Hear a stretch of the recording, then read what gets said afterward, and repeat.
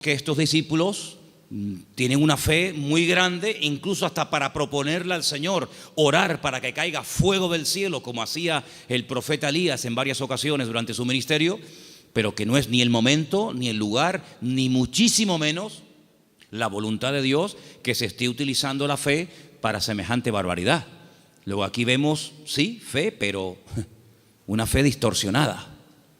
Hay un texto en 2 de Timoteo 1:5 que menciona otro tipo de fe, y es un texto en el que el apóstol Pablo reconoce que la fe de Timoteo no es como la que él va a mencionar a continuación. 2 de Timoteo 1:5. Trayendo a la memoria la fe no fingida que hay en ti, la cual habitó primero en tu abuela Loida y en tu madre Eunice, y estoy seguro que en ti también. Analizando este texto, encontré que hay más de 43 traducciones diferentes de este término griego que se ha traducido en la versión Reina Valera como fe no fingida. Pero hay otras Biblias que en vez de poner fe no fingida, dicen fe verdadera, sincera, fe sin mezclas, fe sin hipocresía, fe nacida del corazón, fe sin disimulo, sin engaño. Incluso hay una versión alemana que dice fe sin máscara. Es un término que se emplea en 6 ocasiones diferentes en el Nuevo Testamento, y hay un versículo en Romanos que dice que el amor tiene que ser sin fingimiento. Exactamente igual que la palabra que emplea Pablo a la hora de referirse a la fe. Entonces hay una fe fingida. Parece que tiene, pero a la hora de la verdad eso no se puede considerar una fe auténtica. Entonces estamos viendo cómo la Biblia menciona y habla de personas que en un momento determinado pueden tener fe, pero no es la fe sana de la cual queremos hablar en esta noche y cómo conseguirla. Entonces hemos visto una fe distorsionada, una fe fingida, que no era el caso de Timoteo. Tenemos también en Santiago 2:26 una fe que no sirve para nada. Lo dice literalmente el texto. Vamos a prestar atención. Santiago 2, versículo 26. Porque como el cuerpo sin espíritu está muerto, así también la fe sin obras está muerta. Fe sin obras. Hay fe, pero no hay obras, luego está muerta. No sirve para nada. Entonces hay gente que puede tener una fe aparentemente muy grande, pero no hay obras. Esa fe no produce nada. Por lo tanto, dice Santiago, es una fe muerta. Y lo muerto, pues ya me contarás para qué sirve. Absolutamente para nada. Ya hay 3 tipos de fe: distorsionada, una fe fingida, una fe muerta, y hay una fe que quisiera contar un poquito de quién se trata. ¿Os acordáis del joven rico? Un chico que dice que había guardado todos los mandamientos de la ley, era muy escrupuloso, moralmente impecable, pero él notaba que le faltaba algo. Y le pregunta al Señor: Señor, ¿qué tengo que hacer para heredar la vida eterna? Y el Señor le propone un estilo de vida diferente, le habla de que tiene que romper con ese espíritu de materialismo que lo domina, le habla de que tiene que guardar los mandamientos, y él dice: yo todo esto lo he guardado. Luego vemos que muchos escribas y fariseos, incluido en el joven rico, eran personas de fe, pero era una fe religiosa, mecánica. Hay que orar, oramos. Hay que leer, leemos. Hay que ayunar, ayunamos. Hay que congregarse, me congrego. Pero el Señor no quiere que actuemos como si fuéramos máquinas, hermanos. Que no seamos como robots, que hacen las cosas pero sin sentimiento, sin pasión, sin ganas, sin deseo. Las hacen, pero no hay vida en lo que hacen. Digamos que es una fe religiosa. Sin embargo, volvemos al texto de Tito capítulo 2, donde el apóstol Pablo dice que los creyentes tienen que tener una fe sana. Quédense con eso, una fe sana, que no está enferma, que no está distorsionada. No es una fe que llegamos incluso a tener fe en la fe, valga la redundancia. Conocen la película de la lámpara de Aladino, ¿no? Esa lamparita que la frotan, sale un genio, y el objetivo del genio es cumplir los deseos de aquel que tuvo la suerte de encontrar la lámpara de Aladino. La fe no es la lámpara de Aladino. No tenemos que tener fe en nuestra fe. Dice el Señor: tened fe en Dios. ¿Cuántos dicen amén? Antes de ver las características y cómo se puede tener una fe sana, quiero llevarles a Mateo capítulo 8, donde vais a ver cómo el Señor sabe perfectamente qué nivel y qué calidad de fe tenemos. En Mateo capítulo 8, a partir del versículo 5, se relata la historia de una visita de Jesús a un pueblo llamado Cafarnaún, que significa el pueblo de Naún.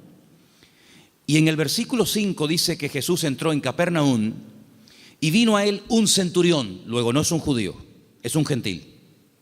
Y este centurión, que era una especie de capitán, viene rogándole y le dice: Señor, mi criado está postrado en cama, paralítico, gravemente atormentado. No es un hombre insensible, no es un hombre arrogante como la mayoría de los romanos de la época. Es un hombre que viene pidiendo ayuda. Y viene pidiendo ayuda a un judío. Luego aquí hay un acto de humildad muy grande. Y le dijo el Señor: yo iré y le sanaré. Versículo 8. Respondiendo el centurión le dijo: Señor, no soy digno de que entre bajo mi techo. Solamente di solamente la palabra y mi criado sanará. Esto es tremendo. Porque también yo soy hombre bajo autoridad y tengo bajo mis órdenes soldados. Y le digo a este: ve y va. Y le digo a otro: ven y viene. Y a mi siervo: haz esto, y lo hace. Al oírlo Jesús se maravilló y dijo a los que le seguían: de cierto os digo que ni aún en Israel he hallado tanta fe. No he encontrado a nadie en el país que tenga tanta fe como este hombre. ¿Qué fue lo que le llamó la atención al Señor Jesucristo de este hombre? Primero, la humildad con la que vino a pedir. No vino exigiendo. No vino: oye, que soy un centurión romano y me tienes que obedecer. Sino vino con humildad. Vino, dice, que rogándole. Y no vino pidiendo algo para él, sino para otra persona. Luego aquí hay una compasión. Aquí hay un amor por alguien que está sufriendo, que no es precisamente él, sino es su criado. Luego hay una cosa muy interesante en la conversación. El Señor está dispuesto a ir a la casa de un gentil. El Señor está dispuesto a ir a la casa de este hombre. Sin embargo, este hombre dice: Señor, sinceramente yo no soy digno de tenerte bajo mi techo. Pero podemos solucionarlo de otra manera. Di solamente la palabra, da solamente la orden de que mi criado sea sanado, y no hace falta ni que te desplaces, no hace falta ni que vengas. Fíjate que el hombre le pone un ejemplo al Señor. Le dice: mira, yo soy un hombre de autoridad. Yo le digo a un soldado que venga y viene, lo digo a otro que vaya o haga esto y lo hace. Por lo tanto, lo que este hombre está diciendo es: yo reconozco tu autoridad. Yo reconozco que cuando tú ordenas algo en el mundo espiritual, se cumple. Por lo tanto, como hago yo en lo natural, hazlo tú en lo espiritual. Da la orden y automáticamente mi criado sanará. Él unió el poder de la palabra, la autoridad de la palabra del Señor, con una fe bien puesta y bien depositada con humildad en el Señor. Y claro, automáticamente recibió la respuesta. Entonces el Señor dice que en todo Israel no había encontrado a nadie que tuviera tanta fe, una fe tan grande, tan firme, tan madura como la de este hombre.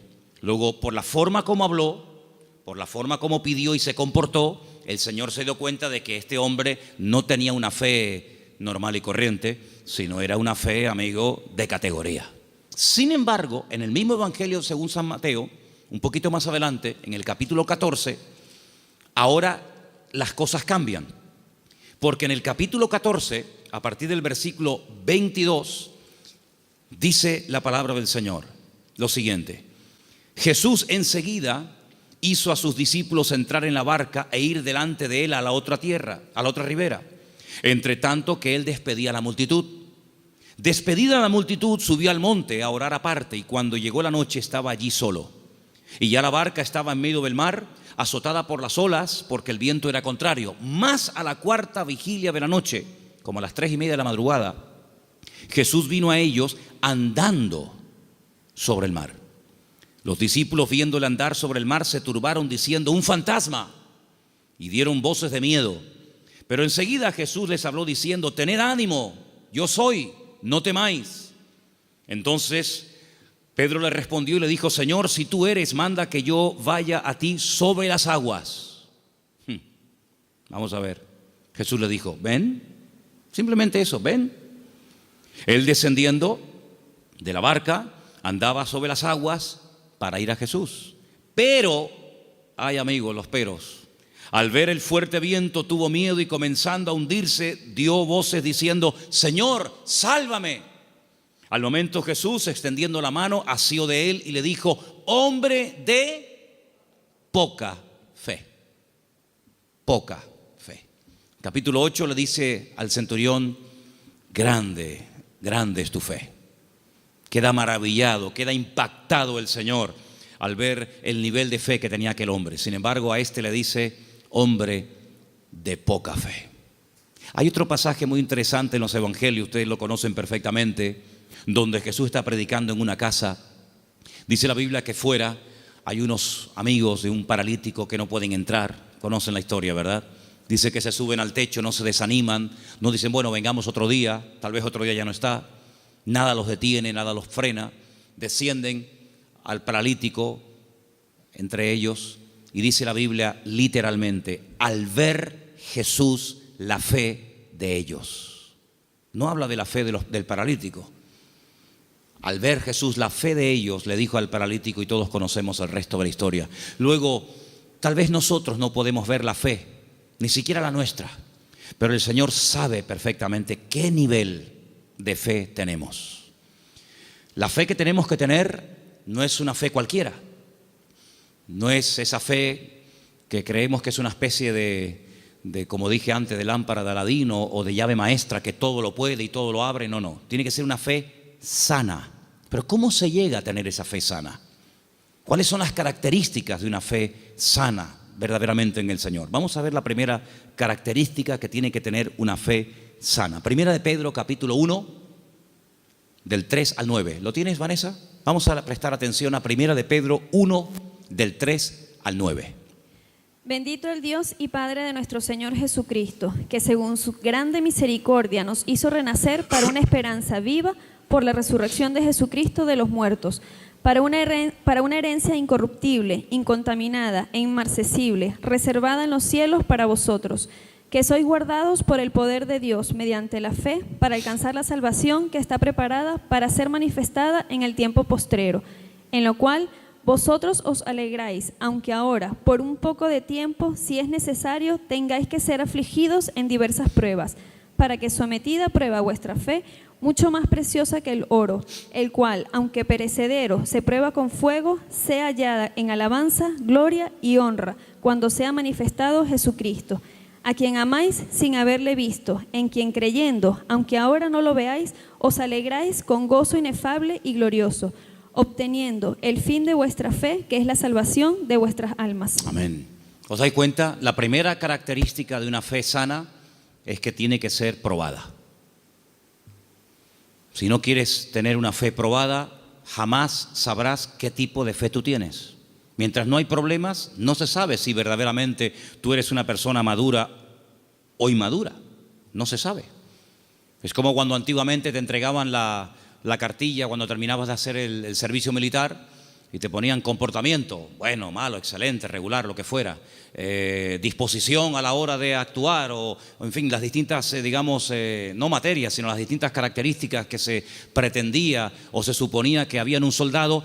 Generalmente, a menos que fuera tiempo de guerra, el apartado del valor se dejaba en blanco, porque no hubo ocasión de mostrar el valor. La obediencia sí, la fidelidad, la puntualidad, digamos la uniformidad, pero el valor era una casilla que se dejaba en blanco. Ahora, si hay una guerra, si te tienes que jugar la vida, si tienes que salir a campo abierto, entonces se sabe si ese soldado tenía o no tenía valor. Con la fe es exactamente igual. Si no hay pruebas, pues sí, tengo fe. Pero amigo, y cuando llegaron las pruebas, ¿cómo reaccionó usted ante el primer problema que le vino después de conocer al Señor? Porque nosotros reaccionamos de una manera antes de conocer al Señor que no puede ser la misma después de conocer al Señor. ¿Cómo, por ejemplo, reaccionó Job? Job no era judío, Job era un gentil, pero tenía tan clara su confianza y su fe en el Señor, que después de las pruebas aún estaba mejor que antes de las pruebas.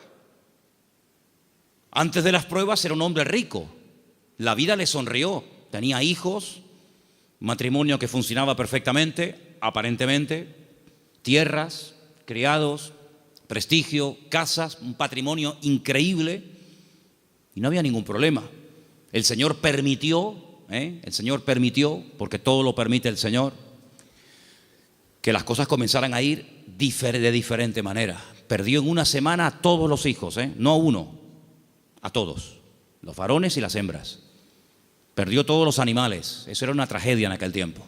Las cosechas se le pudrieron, la mujer se le volvió en su contra, él cayó enfermo, las casas se le derrumbaron, los amigos, ni te cuento. Si uno dice, bueno, pero ¿dónde está Dios en todo esto? Nunca estuvo Dios más cerca de Job que cuando era probado. Cuando más cerca Dios estuvo de Job y cuanto más cerca Job estuvo del Señor fue en el tiempo de la prueba. En ningún momento se quejó. Argumentó, habló con el Señor, todo lo que tú quieras, pero en ningún momento claudicó y dijo, no merece la pena, no sirve de nada llevar una vida íntegra, llevar una vida de santidad, porque al fin y al cabo, mira, estoy pasando lo peor que los que no creen en ti, Señor. Al final, cuando termina todo aquel ciclo de pruebas tremendas, que no sabemos exactamente cuánto tiempo duró, él dice cosas tremendas. Él dice, yo de oídas te había oído, pero ahora mis ojos te ven. Ahora es cuando yo verdaderamente he conocido qué tipo de Dios, qué naturaleza es la de mi Dios. Ahora he experimentado la fidelidad de Dios. Ahora he experimentado la sanidad del Señor. Ahora he experimentado el consuelo del Señor. Y por eso, claro, él dice esa famosa leyenda, esa famosa frase, aunque Dios me mate, lo voy a seguir adorando, porque yo sé que mi Redentor está vivo. Entonces las pruebas no lo destruyeron, al contrario, lo fortalecieron de tal manera que al final él tiene que orar por los demás y nadie por él, porque solamente venían a cuestionarle, a criticarle, a poner el dedo en la llaga y bueno, a decir todo tipo de barbaridades. Por lo tanto, la fe sana, la fe verdadera, tarde o temprano, ha de ser probada. Y dice la Biblia que la actitud que tenemos que tener ante las pruebas es de gozo. Es encima, ¿sí? Encima. Tener por sumo gozo cuando os halléis en diversas pruebas, sabiendo que la prueba de vuestra fe produce paciencia. Porque una fe, para que sea sana, tiene que tener un ingrediente indispensable y es paciencia. La fe sin paciencia puede convertirse en temeridad. Y tú dices, pero la fe tiene que ir acompañada de paciencia. Hombre, claro, si no se termina convirtiendo en desesperación. No entiendo nada. Oro, pido con fe y no recibo. ¿Pero cómo es esto? Entonces, si no va acompañada del ingrediente de la paciencia, al final terminas desesperándote porque crees que no tienes fe, que has cometido un pecado, que te han hecho algo malo, etcétera, etcétera, y comenzamos a decir tonterías, y toda tontería, toda queja, todo lamento que salga de nuestros labios lo que hace es que va deteriorando, enfermando, debilitando cada vez más la fe. Y en vez de ser una fe sana, es una fe pero enferma. Entonces vemos que la característica de una fe sana es que ha sido probada por el fuego. Es interesante notar que hay un momento en el que el Señor le dice a Pedro, Pedro, Satanás ha venido para pedirme permiso porque os quiere zarandear como al trigo. Eso es una revelación de parte del Señor, porque en ningún momento encontramos en los evangelios a Satanás hablando con Cristo pidiéndole semejante cosa. Eso es una revelación que el Señor contó. En esas cosas que le ocurrían a nivel personal al Señor, dice, Él os va a zarandear como el trigo, pero yo ya he rogado previamente por ustedes para que vuestra fe no falle. Y una vez que seáis confirmados, vete y confirma a tus hermanos. En otras palabras, el Señor no descarta en ningún momento que un creyente en algún momento determinado de la vida pueda ser sacudido o pueda ser zarandeado, es decir, probado. Y entonces ahí esa fe se puede demostrar y comprobar si verdaderamente la fe que usted tiene es una fe a prueba de bombas o es una fe que le dura hasta la primera prueba. En la parábola del sembrador, Dice la Biblia que hay semillas que brotaron muy rápido, pero dice cuando salió el sol quemó la semilla y no dio fruto. Y cuando están en privado, los discípulos le preguntan al Señor o le piden al Señor que les explique la parábola del sembrador. Y Él les dice, mira, las semillas que caen junto al camino y brota rápido son los que reciben la palabra, al momento la reciben con gozo, pero como no tienen raíces, cuando sale el sol, que son las pruebas y las dificultades de la vida, las pruebas de la vida secan, son de corta duración. Entonces la prueba lo que hace es que fortalece nuestra fe para que nuestra fe pueda estar preparada para la siguiente prueba y así de esa manera tener una fe robusta y madura que ha soportado las pruebas. Es como cuando se construye un puente, se hace una prueba de carga, no se abre al público, decir, bueno, abran, ¿y si se cae? Hay que hacer una prueba de carga, ponen el puente todo lleno de camiones cargados a tope y los dejan ahí un tiempo para que si el puente resista, pues si el puente resiste la prueba, pues entonces se puede abrir el tráfico al público. Exactamente igual, nuestra fe tiene que ser probada y tiene que ser probada donde necesita ser probada.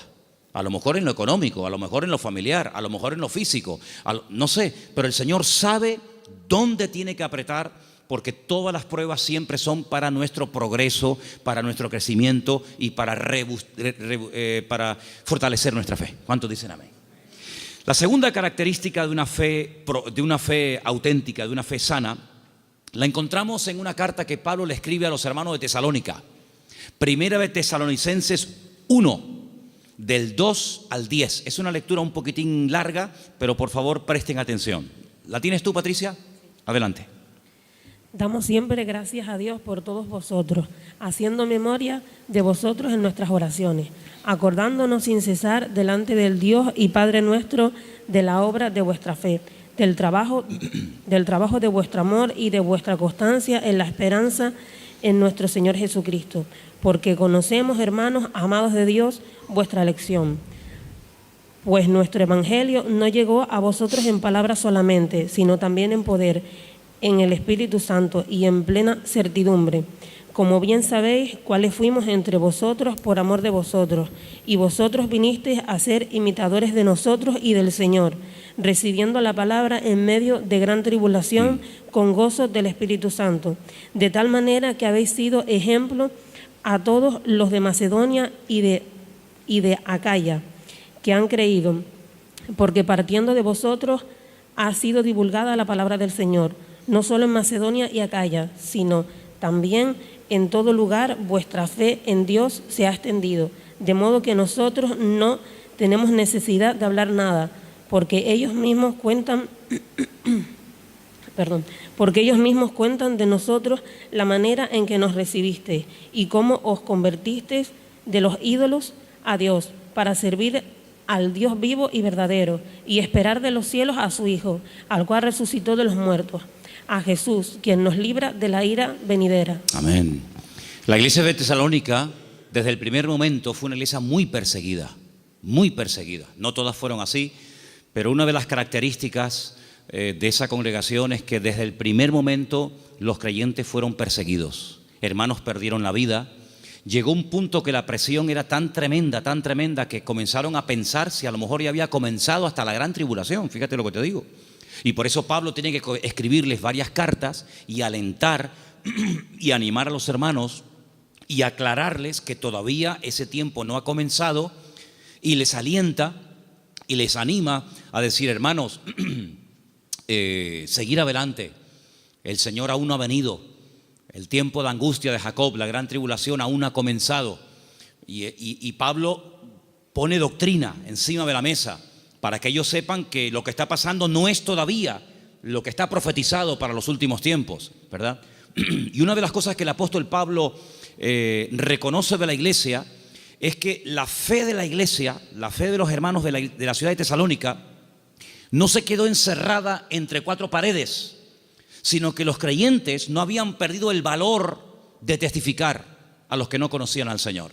Ellos se habían convertido, como dice ahí, hemos leído, de los ídolos. Habían sido gente idólatra, politeísta, y habían dejado esa vida de desorden, de idolatría, para convertirse al Dios vivo y verdadero. Pero la conversión de ellos, la fe de ellos depositada en el Dios vivo y verdadero, no era algo que se hacía a escondidas, sino algo que ellos querían que se difundiera. De tal manera que Pablo llegaba a ciertas y determinadas poblaciones y la gente en esos lugares daban testimonio de lo que los hermanos de Tesalónica estaban pasando y cómo la fe de ellos se había extendido. Y esto es muy importante, hermanos. Esto es muy importante porque en un momento tenemos un encuentro inicial con el Señor. Nos encontramos con el Señor, entendemos el propósito de la salvación, de la venida de Cristo. Pedimos perdón por nuestros pecados, lo aceptamos como nuestro Señor y Salvador personal. Muy bien, pero ¿y ahora? Ahora se tiene que extender nuestra fe. Tenemos que divulgar nuestro testimonio, nuestra esperanza en el Señor, porque no todo el mundo tiene la misma fe. No todo el mundo ha tenido la misma experiencia que tú has tenido, y por eso es muy importante que abramos la boca para que podamos decir a la gente, oye, que hay una esperanza, que hay un remedio, como vimos el domingo, que hay un camino, una verdad y una vida. Y los tesalonicenses no dijeron, bueno, mira, vamos a quedarnos callados porque nos están maltratando, nos están matando, nos están torturando. No importa, vamos a seguir hablando, vamos a dar testimonio de la fe en nuestro Señor Jesucristo. Esa es otra característica indispensable de una fe sana, que no solamente soporta la prueba con gozo y que la utiliza como plataforma para crecer y para acercarse más al Señor, sino que además es una fe que no es muda, no es una fe invisible. Usted sabe que la tiene, pero nadie se ha enterado en la familia, nadie se ha enterado en el barrio. No, yo abro mi boca y extiendo y proclamo la fe, la obra que el Señor ha hecho en mi vida. Esa es otra característica de una fe sana. Un creyente que no testifica no es normal.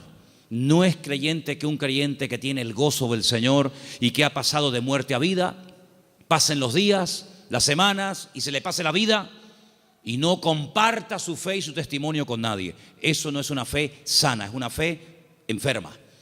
Otra característica de una fe sana, quiero leer en Santiago. Voy a leer este pasaje yo, si no les importa, en capítulo 2, a partir del versículo 14, donde Santiago habla de algo muy importante relacionado con la fe. Dice, hermanos míos, Santiago 2:14, ¿de qué aprovechará si alguno dice que tiene fe y no tiene obras? ¿Podrá la fe salvarle?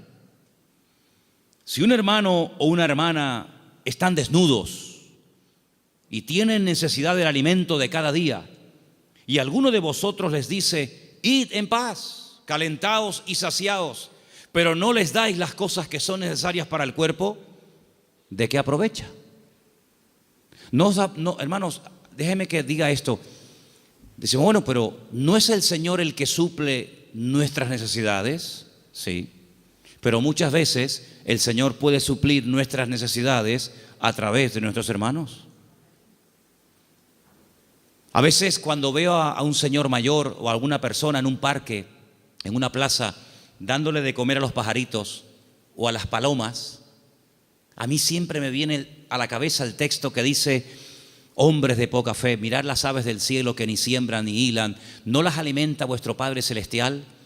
Y yo digo, fíjate, este hombre sin darse cuenta, o a lo mejor sí, no sé, está siendo un instrumento que hoy el Señor está utilizando. Él cree que le sobraban unas miguitas de pan duro y las trae al parque para entretenerse, pero él no se está dando cuenta de que ese montón de pájaros, el Señor los está alimentando a través del detalle de este hombre. Entonces puede ser que el Señor te puede utilizar a ti en un momento determinado y a través de tu vida, cubrir la necesidad, suplir la necesidad de algún hermano. Entonces dice, así también la fe, si no tiene obras, es muerta en sí misma. Una de las fe que comentamos antes. Versículo 18. Pero alguno dirá, tú tienes fe, yo tengo obras. Muéstrame tu fe sin tus obras y yo te mostraré mi fe por las obras. Tú crees que Dios es uno y bien, haces bien. También los demonios creen y tiemblan. Mas ¿quieres saber esto, hombre vano, que la fe sin obras es muerta? ¿No fue justificado por las obras nuestro padre Abraham cuando ofreció su hijo Isaac sobre el altar? ¿No ves que la fe actuó juntamente con sus obras y que la fe se perfeccionó por las obras? Y se cumplió la escritura que dice, Abraham creyó a Dios y le fue contado por justicia y fue llamado amigo de Dios. Vosotros veis pues que el hombre es justificado por las obras y no solamente por la fe. Asimismo también Rahab la ramera no fue justificada por las obras cuando recibió a los mensajeros y los envió por otro camino, porque como el cuerpo sin espíritu está muerto, así también la fe sin obras está muerta. Luego, una característica de una fe sana, que es lo que nos interesa y estamos hablando esta noche, es que es una fe que produce, una fe que hace obras. No es una fe teórica. No, yo creo pero no hago nada. No, es una fe que hace obras. ¿Cómo se sabía que Abraham tenía fe en el Señor? Bueno, pues yo estaba justamente leyendo hoy ese pasaje y dice la Biblia que este hombre viaja desde el sur de Israel, desde una ciudad llamada Beersheba, recorre todo el desierto del Negev, llega hasta el monte Moria, allí en Jerusalén, y antes de llegar deja a unos criados y le dice, bueno, guárdeme aquí el asno, el burrito, que dice, iremos, adoraremos y volveremos. Y a veces seguimos leyendo el pasaje y nos olvidamos de decir, no, espérate un momento, mira lo que acaba de decir. Iremos, adoraremos y volveremos. Pero ¿cómo dice volveremos si Abraham sabe que tiene que subir al monte Moria y sacrificar, es decir, matar a su hijo Isaac? Dirás en todo caso, volveré. La Biblia dice que Abraham tenía tanta fe en el Señor que creía que si mataba a su hijo Isaac, el Señor se lo podía resucitar y volverlo a tener con él. Y en cierto sentido, eso fue lo que pasó. No lo mató, sabemos el resto de la historia, pero él en su corazón lo había sacrificado antes de subir al monte Moria. ¿Se da cuenta? Pero la fe de Abraham no quedaba simplemente en un acto de obediencia, sino que iba mucho más allá. Bueno, yo lo mato, yo lo sacrifico porque al fin y al cabo es lo que Dios, mi Señor, me ha pedido. Pero creo que Él me lo puede dar de entre los muertos. Y es que nunca nadie había resucitado, hermanos. Él no puede decir, no, es que ya resucitó fulanito de tal. No había resucitado nadie. ¿Cómo sabía Abraham que el Señor podía resucitar muertos? Porque Abraham conocía a Dios. Y la fe auténtica, la fe sana, no es una fe ciega, no es una fe irracional, es una fe basada en hechos, en realidades. ¿Y qué mejor realidad que conocer a Dios y conocer su palabra? Yo dije en una ocasión que hubo un momento en nuestra vida en los que creímos en un Dios que prácticamente no conocíamos. Cuando nosotros la primera vez aceptamos al Señor, ¿qué sabíamos del Señor? Pues muy poca cosa. No conocemos hoy nosotros al Señor mejor que hace años atrás cuando lo conocimos o lo recibimos en nuestro corazón, ¿sí o no? Por supuesto que sí. En aquel momento fue un acto de fe. Yo necesité fe, créame, yo particularmente, yo no sé usted, pero yo necesité mucha fe porque yo no creía en Dios. No creía en Dios, sencillamente. Para mí no existía. Y yo necesité que Dios me diera fe para poder creer en Él. Pero créanme, hermanos, y lo digo con toda sinceridad, yo hoy en día no necesito fe para creer en Dios. Yo es que sé que Dios existe. La fe se necesita para creer en lo que usted tal vez no ve o no ha recibido y tiene fe de poder recibirlo. Pero yo no necesito fe para creer en mi Padre.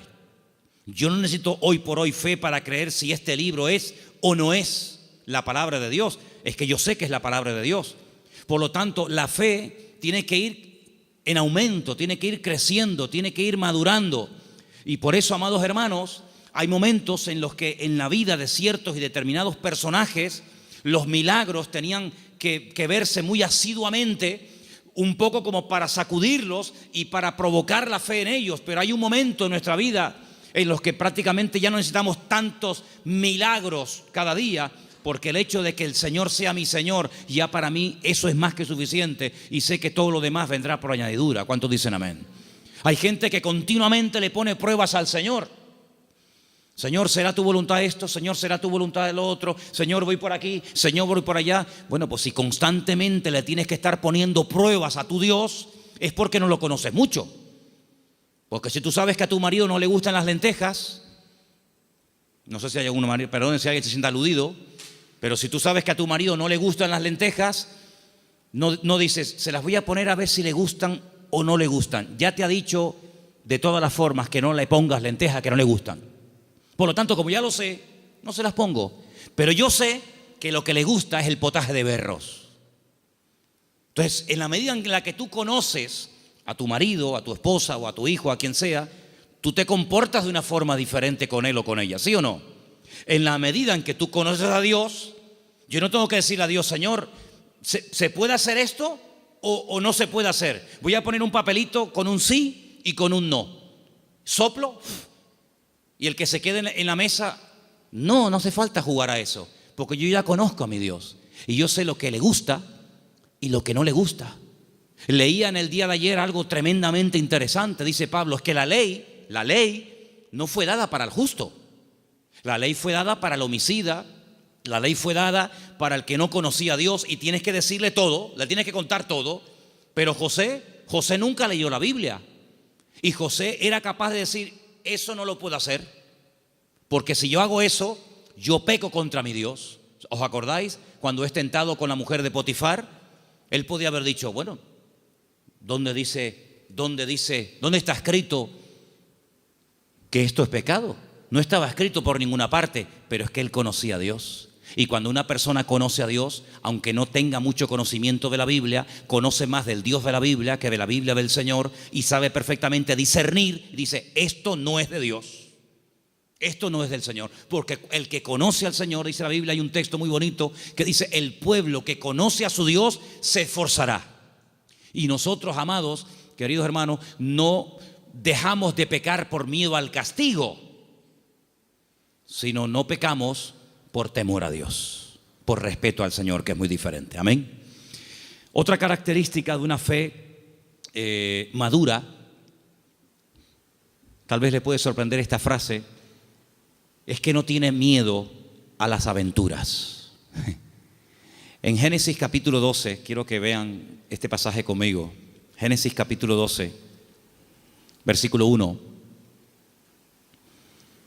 Hay una palabra aquí muy bonita que la hemos leído en muchas ocasiones.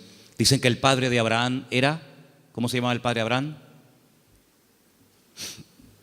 Hola.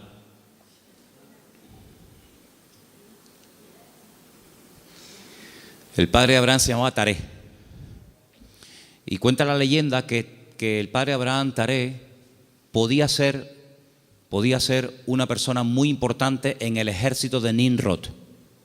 ¿Y quién era Nimrod?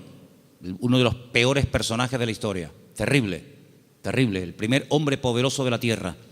Un tipo de anticristo, para que me entendáis. Un hombre idólatra, un hombre tremendo. Y hay muchas leyendas y muchas historias, no solamente en el pueblo de Israel, sino en el mundo árabe y en otras culturas que hablan mucho de Abraham, porque Abraham es el personaje que le cae bien a todo el mundo. Le cae bien a los árabes, le cae bien a los cristianos, le cae bien a los judíos. Es un personaje que todo el mundo lo quiere. Es el padre de todos. Y hay una leyenda que dicen que un día el padre de Abraham, que era vendedor también de ídolos, se fue y dejó a Abraham al cargo de su tienda de imágenes. Y Abraham rompió todos los ídolos de su padre menos uno. Y cuando el padre viene, le pregunta al hijo, hijo, ¿pero qué has hecho? Me has roto todos los ídolos, todas las imágenes. Y le dice, no, lo que pasa es que vino una señora con un plato de comida para ofrecer una ofrenda a los ídolos y como este ídolo, que es el más poderoso que tú tienes, no quería compartir la comida con los demás, los destruyó a todos y se comió la comida a él. Y le dice el padre, pero hijo, ¿qué cuento me estás contando? Si son ídolos de piedra, son incapaces de hacer esto.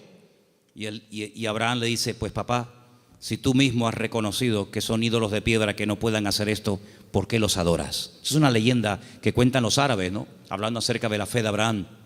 Pues este hombre, cuando vivía en aquella tierra, versículo 1, Génesis 12:1, dice, el Señor le había dicho, fíjate el tiempo del verbo, no está llamando el Señor ahí a Abraham, dice, ya le había dicho. Es como, oye, que ya te he dicho, ya te lo dije el otro día, te lo estoy recordando. Ya el Señor le había dicho a Abraham. ¿Qué le había dicho? Vete de tu tierra, de tu familia o parentela, de la casa de tu padre, a la tierra que yo te mostraré. Fíjate que el primer verbo está en pasado y el último está en futuro. Ya le había dicho el Señor, a la tierra que yo te mostraré. ¿A dónde voy? No lo sé, yo te lo mostraré, ya te lo diré. Pero hay una promesa, entre el cumplimiento de la promesa y la obediencia, hay una palabra muy interesante, dice, yo haré de ti una nación grande. Te bendeciré, te engrandeceré tú serás bendición. Bendeciré a los que te bendigan y a los que te maldijeren, maldeciré. Serán benditas en ti todas las familias de la tierra. Y se fue Abraham como el Señor lo había dicho. Entonces vemos que este hombre, en base a una promesa, en base a una orden de parte del Señor, él emprende una aventura. Y por eso este punto que he dicho, que para tener una fe sana, uno tiene que estar dispuesto a correr aventuras con el Señor. No podemos tener todo bajo control. Hay creyentes que todo lo quieren tener bajo control. Y eso es totalmente imposible. Quiero tener bajo control las facturas, lo que tengo que pagar, lo que tengo que hacer, lo que tengo que decir. Tengo que tener, hermano, en la vida de un creyente verdadero, tienes que dejar una puerta abierta a la vida de fe, a una vida de aventura. Esto no tiene ni pies ni cabeza, diría un padre a un hijo, pero hijo, ¿a dónde va? Es que no lo sé, padre. Pero, ¿qué sentido tiene esto? Yo leía hoy una frase en un libro que la tengo por aquí apuntada y me llamó mucho la atención y la quiero compartir con ustedes. Y la frase que leía dice, lo que nosotros llamamos seguridad muchas veces no es más que un freno para una vida de fe. Esto me impactó muchísimo, No, es que hay que tener una seguridad en la vida, tú. Ya, oye, ya no tengo 20 años, ya tengo una edad y uno ya tiene que ir pensando las cosas. Me parece muy bien. Pero cuando vamos a la palabra de Dios, nos encontramos que a veces Dios llama a gente ya con 80 años. Y tú dices, ¿pero dónde va este hombre con 80 años? Pues tú no ves que cuando tú eras joven lo intentaste y fue un fracaso lo que hiciste, que incluso hasta terminaste matando a una persona. Y el Señor llama a un hombre que en el pasado ha fracasado y se ha refugiado como un prófugo en el desierto, cuidando ovejas que no son ni de él. Y ahora tengo que volver atrás. ¿A qué? A hacer la voluntad de Dios. Pero en esta ocasión no como tú la que quisiste hacer en tu yo, en tu ego, sino hacerla en mi nombre. Y lo manda a Moisés, a Egipto, con 80 años. Y Abraham le da unas promesas increíbles con una edad que uno dice, ¿y por qué no le dio estas promesas cuando tenía 18, 20 o 30 años? ¿Por qué esperó tanto el Señor en sorprender y en usar a este hombre? Hermanos, nosotros no somos los que ponemos los tiempos. Los tiempos los pone el Señor. Por eso les dije antes que un ingrediente indispensable de una fe sana es la paciencia. Una fe que no va acompañada de paciencia te puede crear problemas a ti personalmente. Porque cuando tú pides y cuando tú oras y no recibes, la Biblia dice que si pedimos y no recibimos, se puede convertir en un tormento al alma, en un tormento al corazón. Y por eso el que tú pidas no significa que inmediatamente tus órdenes se tienen que cumplir. Vuelvo a repetir el ejemplo de antes. La fe no es la lámpara de Aladino. Encomendamos al Señor nuestra vida, nuestras situaciones, confía en Él y Él hará, decía el Salmo 37, ¿os acordáis? Entonces, una fe sana tiene que ser probada, tiene que extenderse, no puede quedar ahí reducida, anclada, encerrada herméticamente en tu vida.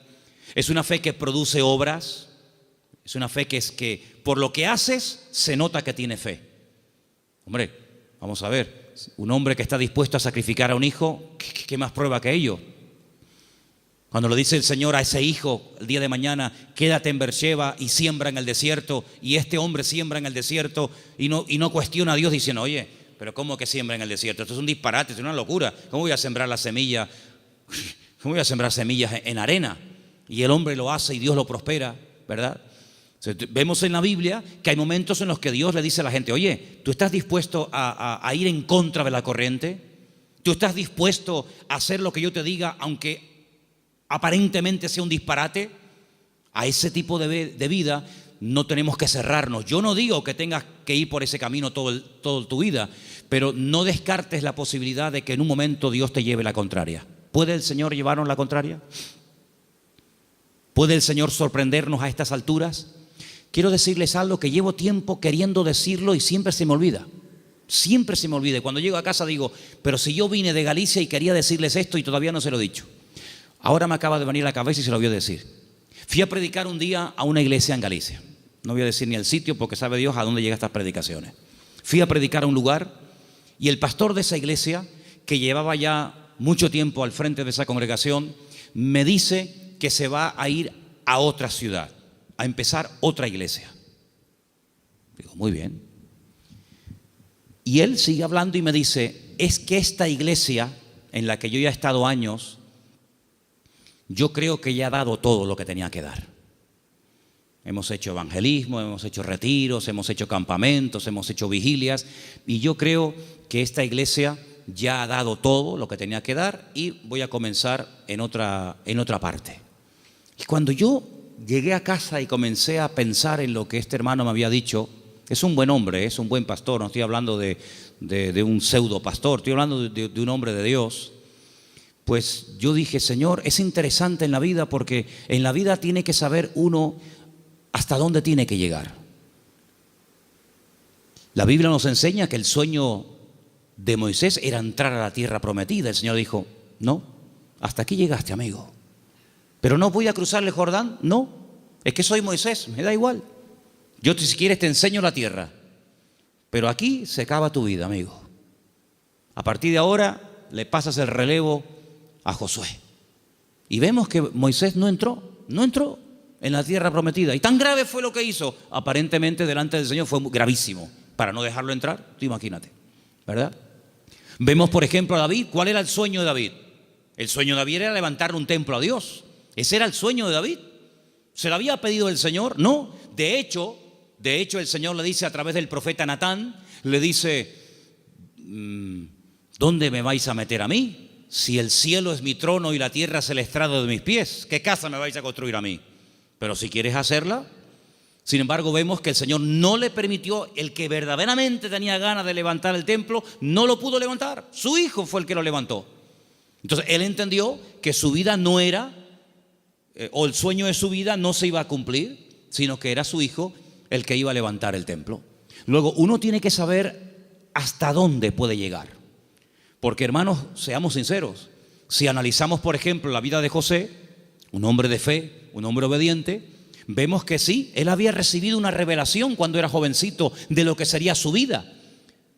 Pero si aquellos sueños que él tuvo de pequeño no le ayudaba en cierto sentido el faraón a poder cumplirlos, pues se pudriría en la cárcel. Luego otra persona tuvo que soñar para que sus sueños personales, la revelación de parte del Señor a él, se pudiera hacer realidad. Por lo tanto es muy importante como congregación, como familia, como matrimonio, como hijo, como pastor, como creyente, saber hasta dónde tengo que llegar con el Señor. De hecho, para mí hay dos preposiciones que aparecen en la Biblia que tenemos que tenerlas presentes siempre en nuestra vida de fe. Desde, hasta. Son dos preposiciones importantísimas en la vida de un creyente que quiere tener una fe sana. Desde, hasta. ¿A qué me refiero? Josué capítulo 1 dice, la tierra te la he entregado. Nadie te podrá hacer frente en todos los días de tu vida. Desde, hasta, esa es la tierra en la que te puedes mover. No te salgas de ese marco, no te salgas de ese terreno, porque no te la daré. De hecho, ha habido momentos en la historia en los que Israel ha conquistado terreno que tiempo más tarde ha tenido que devolver, porque no entraba dentro del desde hasta, ¿verdad? Cuando en una de las guerras conquistó la famosa península del Sinaí, la península del Sinaí no entraba dentro de las promesas del Señor y la tuvo que devolver, ¿verdad? Y sabemos que la península del Sinaí no pertenece a Israel. Por lo tanto, como creyentes tenemos que saber cuáles son nuestras limitaciones, qué tipo de fe tenemos. Y con ese tipo de fe trabajar y movernos en el Señor. Porque dice la Biblia que no a todos se nos ha dado la misma fe, ni los mismos dones, ni el mismo conocimiento, ni los mismos talentos. Por lo tanto, cada uno tiene que, dice, examinarse a sí mismo y decir, bueno, a mí el Señor no me ha llamado a predicar, pero así a mí el Señor sí me ha llamado a servir o a colaborar. Tal vez el Señor a mí no me ha llamado al ministerio musical, pero me ha llamado o me ha capacitado o me estoy preparando para el ministerio de enseñanza o para el ministerio, digamos, para otras culturas. Cada uno de nosotros tiene que examinar su fe y ver a sí mismo qué estás haciendo con el nivel de fe que tú tienes. Hay una característica que yo quisiera que leamos algunos versículos. No sé si lo tienen ustedes ahí, Patricia. Hebreos 11, ¿sí? Del 8 al 10. Porque antes dije algo que quiero que te lleves esta tarde grabado en tu corazón. Incluye la paciencia en tus oraciones. Incluye la paciencia en tu fe. Si no incluyes la fe, la paciencia en la fe que tienes, lo puedes pasar mal, porque va a haber un momento en el que te vas a pelear con Dios, te puedes desanimar, porque dices, Señor, estoy orando con fe, estoy orando conforme a tu voluntad y no veo resultados, pero es que la fe tiene que ir acompañada de la paciencia. Vamos a leer dos textos y con ellos terminamos. Hebreos 11, del 8 al 10, por favor. Por la fe, Abraham, siendo llamado, obedeció para salir al lugar que había de recibir como herencia, y salió sin saber a dónde iba. Por la fe habitó como extranjero en la tierra prometida, como en tierra ajena, morando en tiendas con Isaac y Jacob, coherederos de la misma promesa, porque esperaba la ciudad que tiene fundamentos, cuyo arquitecto y constructor es Dios. Esperaba en esa búsqueda, esperaba la ciudad cuyo arquitecto y fundador es Dios. Ahí el verbo está en un imperfecto progresivo. Es decir, espero, pero no de brazos cruzados, a ver qué pasa. No, espero y me muevo en esa espera. ¿Me explico? Me muevo en fe. Aún no he recibido lo prometido. ¿Estará aquí la ciudad cuyo arquitecto y fundador es Dios? ¿Está aquí? ¿No? Vámonos para allá. Y se iba a otro lugar, acampaba. Yo lo que busco es la ciudad que ha construido mi Dios. Una ciudad firme, estable. Vivo en tiendas de campaña, pero no importa, yo estoy buscando una ciudad que tiene fundamentos. Pasaba un tiempo, aquí no es. Bueno, dice la Biblia, y esto es un misterio tremendo, que dice que la llegó a ver. La llegó a ver y la saludó, como diciendo, algún día yo estaré allí. Yo les dije una vez que a mí me llamó muchísimo la atención, porque esto es algo que dice el Nuevo Testamento. Esto no lo dice el Antiguo Testamento. La Biblia no dice en el Antiguo Testamento en ninguna parte que Abraham buscaba la ciudad cuyo arquitecto y fundador es Dios. Eso no lo dice en ninguna parte. Eso lo dice el Nuevo Testamento en la carta a los Hebreos.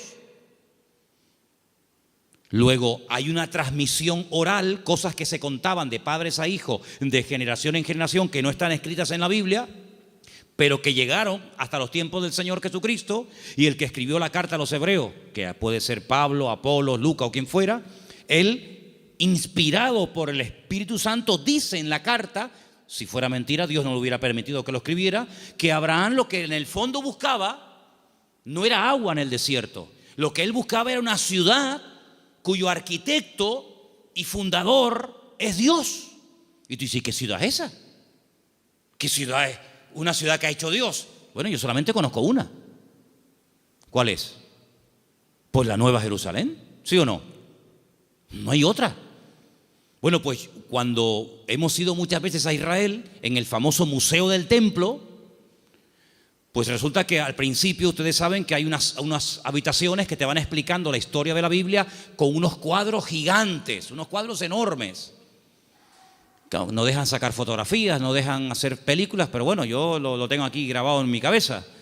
Y hay un cuadro enorme que yo me quedé mirando, digo, esto es increíble, Se ve. Son allá, claro, ya Isaac no era un niñito de 4, Isaac tenía entre 35 y 40 años cuando va al monte Moria con su padre. Algunas veces la gente se imagina que ven mi niño, ven bonito, ven, ponte aquí. No, Isaac era un hombre ya hecho y derecho. Y lo pone sobre el altar y se ve el altar de piedras con Isaac amarrado de pies y de manos.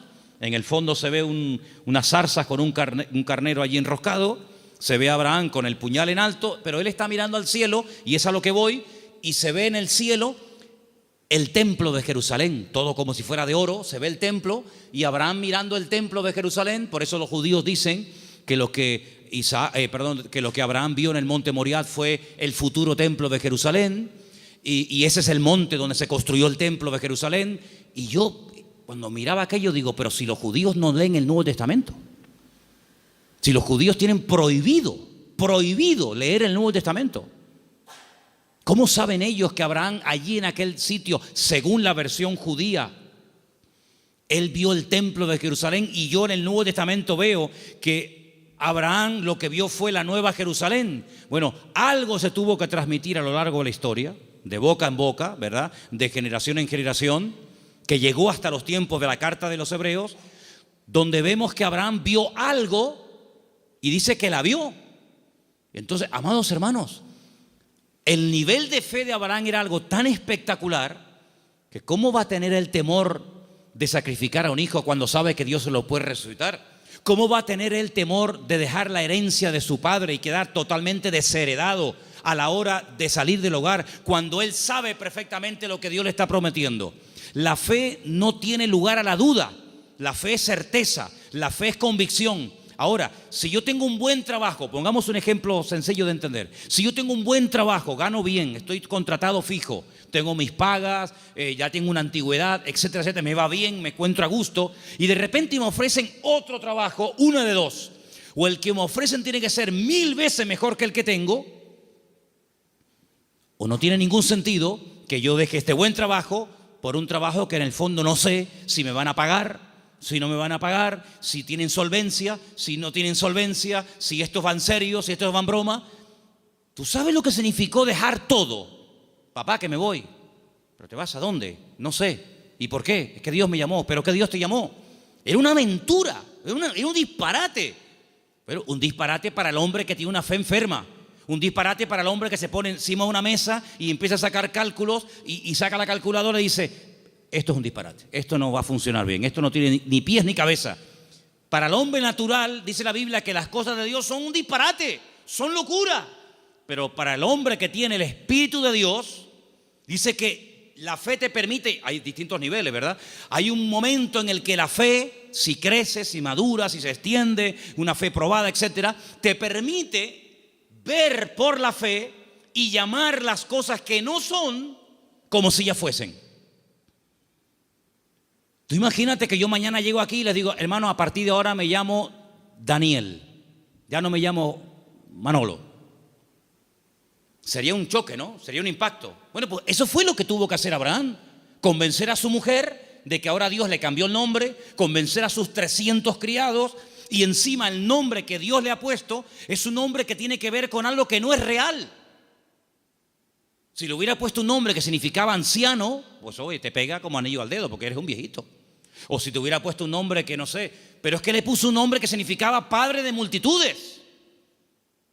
Y claro, más de uno habrá dicho: pero bueno, es que este hombre este hombre va de mal en peor. Se pone un nombre que no tiene nada que ver con la realidad. Pero es que la fe te permite estar por encima de lo que llamamos realidad. Porque yo pregunto, ¿la realidad cuál es? ¿La que vivimos o la que Dios quiere que vivamos? Porque la Biblia dice que la vida es sombra. Y la sombra no es la realidad. La sombra proyecta una realidad. Y la Biblia dice que vivimos en un mundo que es de sombra. Sin embargo, cuando conocemos a Dios, nos damos cuenta que la sombra de Dios, para que nos entendamos, se proyecta muchas veces en lo que nosotros llamamos realidad, pero que realmente la realidad no es lo que vemos, sino lo que no vemos. Porque dice la Biblia que las cosas que vemos son temporales, pero las que no vemos son eternas. Y la Biblia dice, hay una promesa, que el justo por la fe vivirá. Pero en el texto original hebreo no aparece el verbo vivir, sino aparece el verbo ser. El texto dice: el justo por la fe existirá. Porque una cosa es vivir y otra cosa es existir. La existencia la da el Señor. Y cuando nosotros conocemos a Dios, comenzamos a descubrir que la vida que muchas veces nosotros llamamos seguridad no es más que un freno y un impedimento para ver la grandeza y descubrir el poder de nuestro Dios. Por eso quiero terminar recordando las 5 características de una fe sana. Preguntémonos si las tenemos. La fe sana tiene que ser tarde o temprano probada. Una prueba que no duele no es prueba. Una prueba que no afecta en algún momento determinado tu estado de ánimo, pues no es prueba ni a nada. Dije hace tiempo que una característica de que estás siendo probado es que no entiendes nada. Si entiendes, no te estás probando el Señor. Si lo entiendes, no es una prueba. Una característica de que estoy siendo probado es que no entiendo lo que me está pasando. Eso es una prueba. La segunda característica es que es una fe que se extiende. No es una fe hermética encerrada en sí misma. Es una fe que actúa, que hace obras. Y por la forma como actúa, te das cuenta de que detrás de esa actuación hay una fe. Hay una frase que leí esta semana, que también la tengo apuntada aquí, que dice: todo esfuerzo realizado siempre obtiene resultados. Es buenísima, no me digan, ¿eh? Todo esfuerzo realizado siempre obtiene resultados. Tú te esfuerzas por el Señor, ¿verdad? Tú ejercitas la fe y automáticamente Dios lo premia. Tercera o cuarta característica, que la fe sana tiene que ir acompañada de paciencia. Dice la Biblia que Abraham esperaba pacientemente. Y finalmente la fe sana está dispuesta a la aventura. En Hebreos 10, del 12 al 13, quiero que lo leamos todos juntos, por favor. Hebreos capítulo 10, Hebreos 10, del 12 al 13. Hay unos versículos muy interesantes que los he dejado para el final, para que medites en ellos y te los lleves esta noche en tu corazón. Repito, Hebreos capítulo 10, del 12 al 13. ¿Lo tienen, hermanos? Bueno, creo que lo estamos poniendo ahí, ¿no? Perfecto. Léelo conmigo.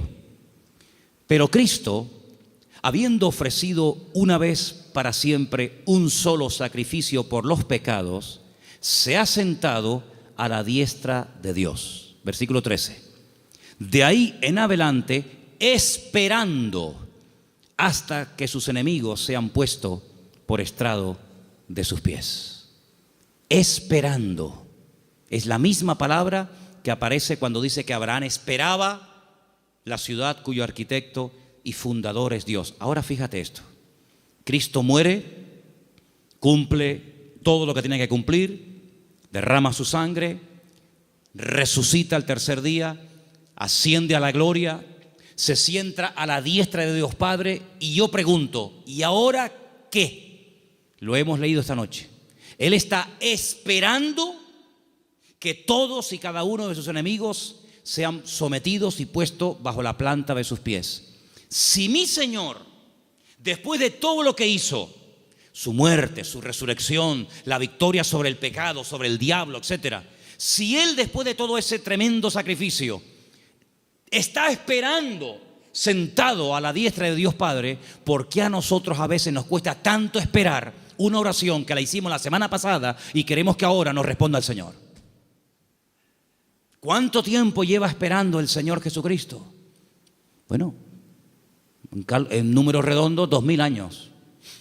Porque aún hay enemigos que no están sometidos. Dice que el último, un día si quieren podemos hacer la lista de los enemigos que tienen que ser dominados y controlados y sometidos a la planta de los pies del Señor. Dice que el último, después de haber superado todo, el último enemigo que será superado y vencido para siempre será la muerte. De momento la muerte no ha sido vencida en el sentido de que todavía los seres humanos siguen muriendo, incluidos los cristianos. Y dice la Biblia que algún día la muerte no existirá más. Llegará un momento en el que la muerte, llegó tu muerte, hasta aquí llegaste, amiga. Por lo tanto, si el Señor está esperando, imitemos al Señor. Él ora, Él intercede. Hay oraciones que el Señor Jesucristo le hizo al Padre cuando subió a la diestra, y una de ellas fue: Padre, envíales el Consolador. No dijo Él: yo rogaré al Padre para que os envíe otro Consolador, para que esté con vosotros para siempre. ¿Lo habéis leído, sí o no? Esa oración fue contestada en pocos días. Asciende, el Señor Jesucristo le pide al Padre que envíe el Espíritu Santo a los que quedaron en la tierra, lo envía. Pero hay otras muchas cosas que aún todavía el Señor está esperando que se solucionen, que se venzan, y después vendrá el Señor. Por lo tanto, vemos que la fe tiene que aprender a esperar. No solamente tiene que tener la confianza y la perseverancia, sino que una fe sana es una fe que sabe esperar. Pero no es una espera en vano, no es una espera inútil. Es una espera que merece la pena, porque merece la pena esperar en el Señor. ¿Cuántos dicen amén? Cierra tus ojos en esta noche y pidámosle al Señor: si mi fe está distorsionada, si mi fe está muerta, Si mi fe no produce, si mi fe está estancada, Señor, sáname la fe. Que mi fe no sea una fe enferma, sino una fe viva, una fe robusta, madura. En otras palabras, una fe sana, aleluya. Que sea una bendición para mi vida y para los que me rodean.